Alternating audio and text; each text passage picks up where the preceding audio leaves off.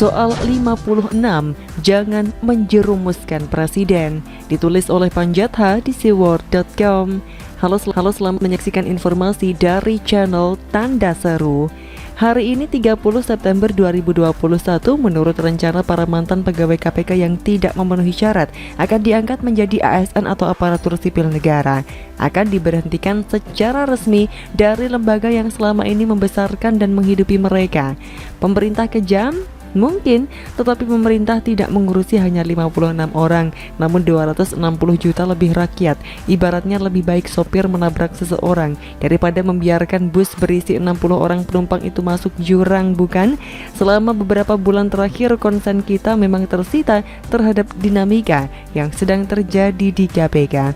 Semenjak lembaga ini memiliki undang-undang yang baru, maka konsekuensinya harus diadakan sejumlah pembenahan. Salah satunya menyangkut mental dan ideologi seribuan pegawai yang bekerja di sana. TWK atau tes wawasan kebangsaan wajib diikuti oleh semua pegawai tanpa kecuali. Maka sangat dongkol rasanya ketika terdengar ada oknum yang sok bertingkah dan mempertanyakan tentang TWK ini. Bahkan katanya ada yang menolak jika TWK ini diadakan untuk menjebak. Mendengar selentingan ini, emosi kita pun naik ke ubun-ubun. Entah siapa oknum pegawai ini yang begitu lancang mengadakan tawar-menawar soal TWK yang tujuannya untuk membenahi lembaga pemerintah ini. Menolak atau tidak setuju atas sesuatu hal itu merupakan hak asasi seseorang. Namun jika seseorang atau beberapa pegawai menolak diikutsertakan pada kebijakan lembaga, itu sesuatu yang tidak bisa diterima. Jika tidak bersedia ikut aturan, mengundurkan diri adalah suatu sikap yang elegan dan berakhlak. Namun menolak dan melawan suatu aturan dan peraturan itu sesuatu yang sangat gila. Dan ketika akhirnya seluruh pegawai KPK dites, ternyata ada yang dinyatakan tidak lulus. Dari antara 1000 lebih peserta, itu lumrah, namanya saja ujian, pasti ada yang tidak lulus. Dilihat dari persentase yang lulus itu jauh lebih besar, di atas 95%. Berarti TWK itu wajar dan sesuai dengan kebutuhan. Coba jika yang tidak lulus justru 95% lebih, berarti ada yang salah dan keliru dengan tes tersebut. Sekarang terserah kepada segelintir yang tidak lulus itu untuk bersikap.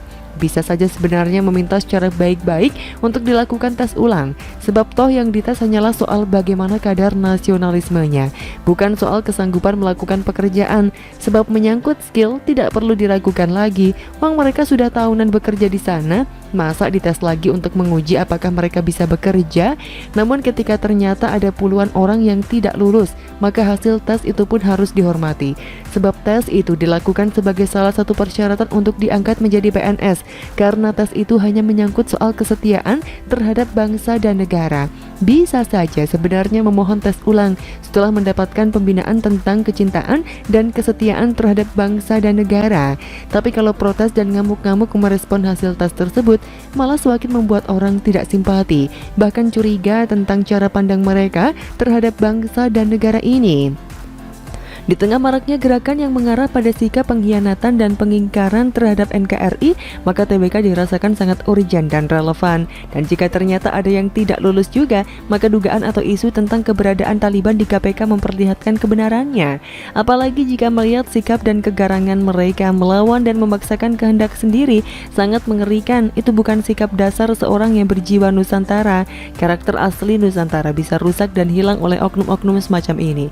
Dan memang sudah mulai rusak dengan maraknya aksi pelarangan atas pergelaran budaya atau kesenian khas Nusantara. Jadi, lulus TWK sebagai salah satu syarat untuk dinobatkan menjadi ASN memang sangat tepat. Yang tidak tepat adalah melawan dan memaksakan diri untuk tetap diangkat jadi ASN padahal tidak memenuhi syarat itu.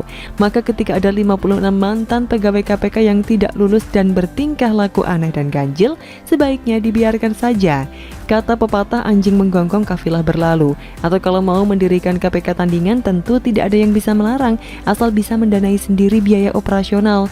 Namun mendekati deadline pemberhentian secara permanen atas 56 orang itu, Kapolri Jenderal Listio Sigit Prabowo unjuk simpati dengan wacana ingin mengangkat para mantan itu. Menurutnya, mereka akan dijadikan PNS di lingkungan kepolisian, menangani perkara-perkara tipikor. Ide yang bagus dan mulia sebenarnya, bahkan Presiden katanya sudah menyatakan persetujuannya. Namun seharusnya Kapolri tidak membawa-bawa Presiden dalam hal ini. Bagaimanapun posisi Presiden sudah clear ketika MK dan MA menyatakan bahwa TWK itu sah, maka tidak ada lagi urusan kepala negara menyangkut para mantan itu. Namun ketika Kapolri ingin merekrut para mantan KPK itu jadi PNS di lingkungan kepolisian, biarlah itu menjadi urusan Kapolri sendiri, tidak membawa-bawa nama Presiden. Sebab buntutnya Presiden bisa dituduh tidak konsisten, bahkan dikatakan menabrak aturan soal syarat menjadi PNS. Tapi kalau kepolisian memang membutuhkan tenaga dan keahlian 56 orang itu, biarlah itu menjadi urusan intern sendiri, tapi harus tetap melewati prosedur yang sah dan resmi. Misalnya dengan lebih dahulu mengadakan pembinaan dan pelatihan soal ideologi cinta tanah air bagi orang-orang itu selama beberapa bulan. Setelah itu dilakukan TBK oleh lembaga yang berwenang untuk itu. Jika lulus barulah diangkat jadi PNS di lingkungan kepolisian. Jika tidak lulus juga berarti oknumnya mungkin tidak cocok dengan iklim Nusantara. Singkatnya, proses ini harus steril dari campur tangan Presiden. Apabila nama pimpinan nasional dibawa-bawa, bisa-bisa malah membuat beliau terjerumus. Bagaimana menurut Anda?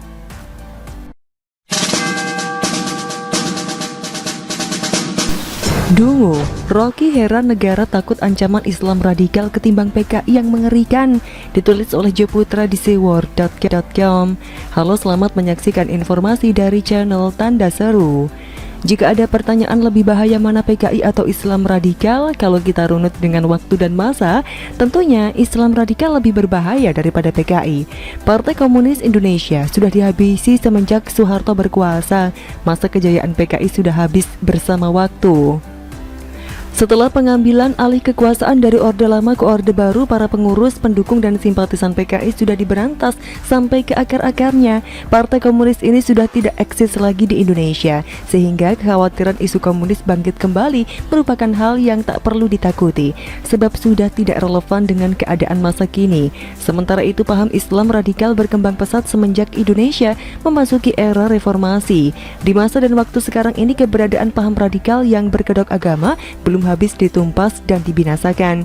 Jadi kekhawatiran akan Islam radikal lebih berbahaya dari Partai Komunis Indonesia atau PKI.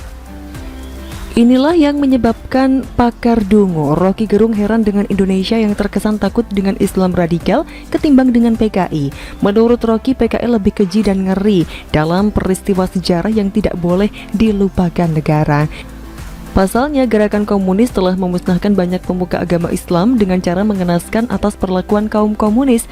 Oleh sebab itu, pemerintah sebaiknya mewaspadai kemunculan kembali PKI. Menurut saya, pernyataan Rocky sangat template alias seragam dengan kaum sebelah mengenai isu kemunculan PKI. Dalam kurun waktu Indonesia memasuki era reformasi, tidak pernah ada satupun orang yang ditangkap terkait anggota PKI. Rasanya terlalu berhalusinasi jika masih ada sebuah partai berbasis komunis di Indonesia. Justru keberadaan ormas Islam radikal yang kini dilarang mirip kelakuannya seperti PKI. Selain itu, gerakan dari paham radikal yang berlindung atas nama agama lebih membahayakan kemunculannya ketimbang isu kebangkitan PKI. Karena bagi saya pribadi, PKI itu masa lalu yang sudah menjadi barang rongsokan tak berguna. Justru yang harus diwaspadai adalah perkembangan paham radikal yang sangat terlihat di depan mata. Paham radikal yang berkiblat dari paham Wahabisme, Ikhwanul Muslimin, ISIS, Taliban, Jamaah Islamiyah, dan lainnya kini sudah merebak ke dalam mimbar-mimbar masjid, pengajian, sekolah, dan perguruan tinggi, bahkan menyusup ke sejumlah instansi pemerintah. Ini yang paling dikhawatirkan oleh pemerintah. Rocky Gerung beranggapan bahwa pemerintah terlalu berlebihan mengangkat isu radikalisme agama sehingga dinilai telah menyudutkan umat Islam. Kalau sekarang umat Islam dipojokkan oleh kekuasaan, saya sebut dipojokkan karena memang sinyalnya begitu, buzzernya, kerjaannya begitu. Ketegangan itu akan memuncak lagi, tutur Rocky Gerung.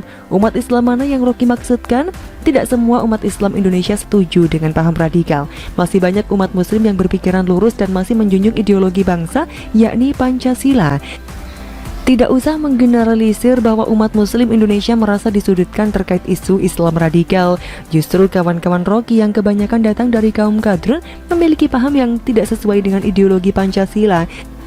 sudah seharusnya di bumi hanguskan. Mereka berdiri dalam satu kelompok yang berada di barisan Rocky dan kawan-kawan. Secara tidak sadar Rocky sedang dimanfaatkan oleh kaum intoleran. Profesor Dungu yang pernah menyerobot tanah orang ini juga berpendapat pemerintah sepertinya kurang memperhatikan bahkan membiarkan potensi kelahiran kembali PKI dan paham komunis di Indonesia. Ini akan berpotensi pula dengan ketegangan baru. Pernyataan Rocky 11-12 dengan sahabatnya, mantan jenderal yang selalu berhalusinasi tentang hantu PKI. Maklum saja, barisan sakit hati selalu bahu-membahu menyeburkan propaganda yang seragam terkait kebangkitan PKI. Mereka boleh dibilang satu server di mana framing dan narasi yang dilontarkan ke publik sama. Lalu kenapa pemerintah tidak perlu repot-repot mengurusi isu komunisme di Indonesia? Sebab isu komunisme sudah tidak laku lagi di Indonesia. PKI sudah jadi tulang belulang yang tidak mungkin bangkit karena telah dikubur dalam-dalam.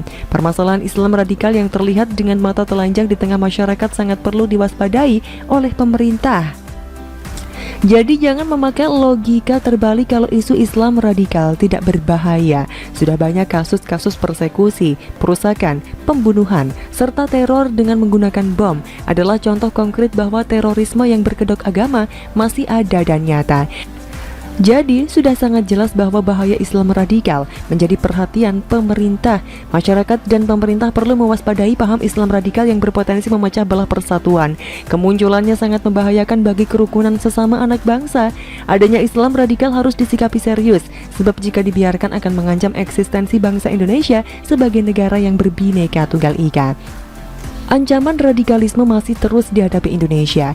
Ancaman itu jelas akan mengganggu stabilitas keamanan di dalam kehidupan masyarakat, serta akan merongrong ideologi Pancasila. Tentunya ini akan berdampak pada sistem kehidupan berbangsa dan bernegara. Kita dapat menarik kesimpulan bahwa kita tidak melupakan kekejian PKI di masa lampau dan tetap mewaspadai komunisme. Tetapi yang sangat perlu perhatian khusus adalah berkembangnya paham Islam radikal yang masih eksis di tengah masyarakat. Karena bagi saya bahaya laten radikalisme seperti HTI dan FPI kurang lebih sama ngerinya dengan komunis. Demikian kira-kira kata kura-kura. Bagaimana menurut Anda?